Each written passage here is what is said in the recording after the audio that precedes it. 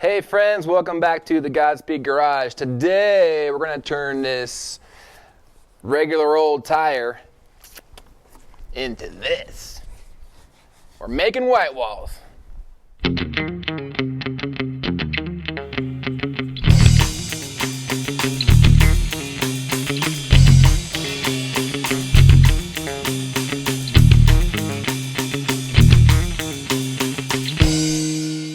All right, after you got your car jacked up, what you want to do is get your grinding wheel, and you want to use a flat disc that's super dull, because these things take off a lot of material, and obviously you don't want to take off a lot of material there, because then your tire will blow up. Nobody wants that. So make sure you use a really dull flat disc, and we're just going to start grinding away, grinding all the letters and numbers and everything off, so we have a smooth surface to paint on. So I got my buddy Cody inside the vehicle, and he's gonna fire it up. Go ahead, Cody, and we'll start spinning.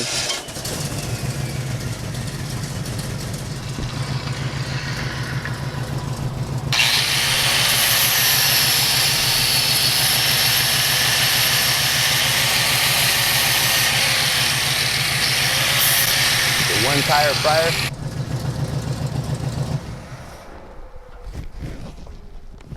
Yeah, we got to go around to the other side, because this one tire fryer, this one's not spinning, but that one is.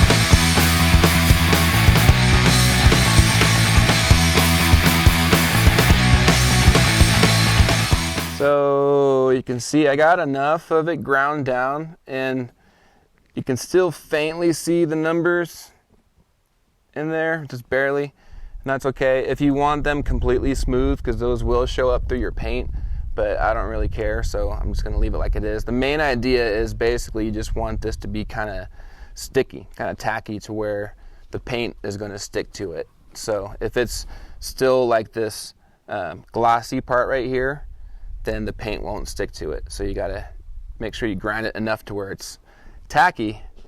And then the next step is, after we clean this up, because you want it super clean for the paint to stick, is we're gonna start marking out where we're gonna put our tape marks.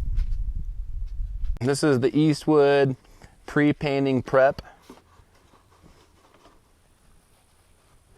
That's good for removing grease and wax. You want to use a new terry cloth and keep rotating it, so you try to get as much of the crap off as possible. And we'll clean this several times throughout the process so the paint will stick. Okay, so the next step is to mark out where you're going to tape. And what I'm going to do are 3-inch, it's a 3-inch section of white wall.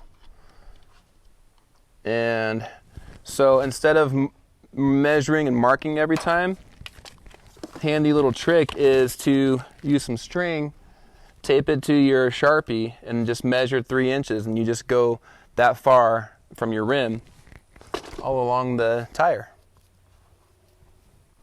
So now we got our tape marked at 3 inches tied to our Sharpie, and now we'll just start marking 3 inches. You don't have to be super precise with this, because the next step we're going to do after this is fire the truck back up and spin the tire, and you'll see your line as the tire is spinning, and we'll hold the Sharpie to it, and that's when you'll get your definite line that you're going to tape to.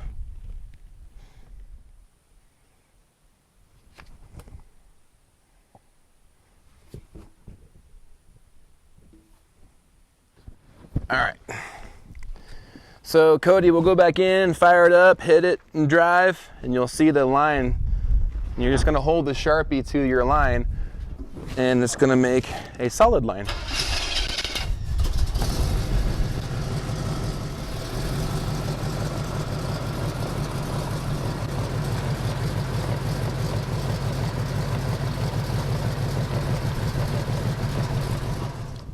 So now you can see there's a solid line, and that's what we're going to tape the outside edge to.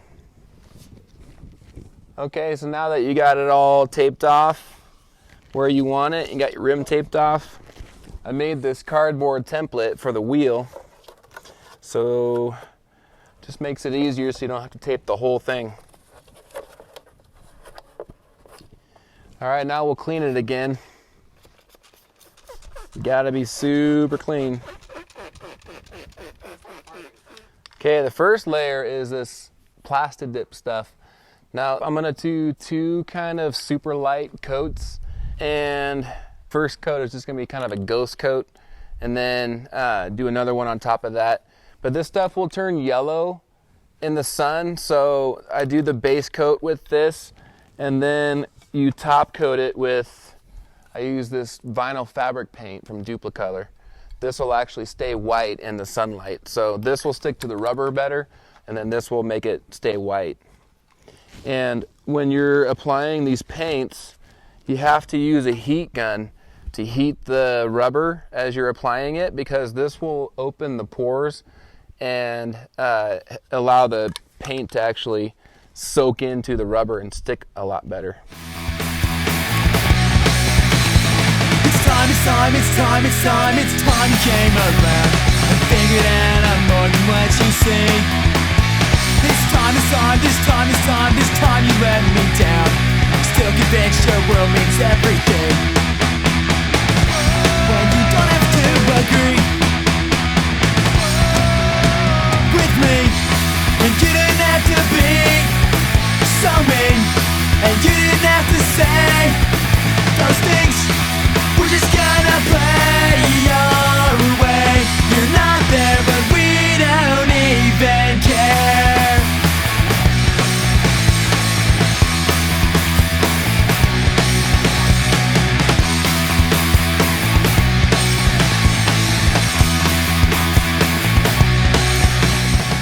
So after a couple of coats of this, it says to wait 30 minutes between coats. And don't do it in direct sunlight, so good luck with that. The couple of thin coats, and then now it's time to top coat it with this vinyl fabric paint, and this is gonna make it so it stays white. Again, you're gonna heat as you spray, and this will soak in there.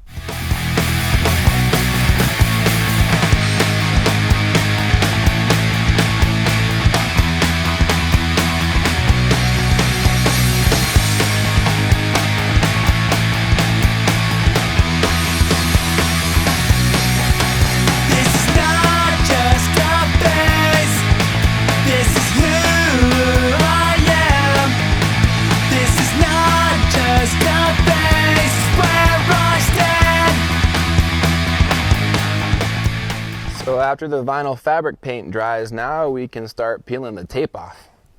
And when you pull it off, I like to kind of peel at a 45-degree angle away from the paint like this. That way it leaves a nice sharp line.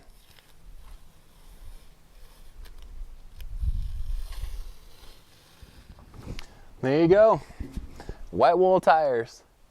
Now this overspray here will come off if you just take like a Scotch-Brite pad to it or something, and just kind of have at that. But there you go, and it'll clean up.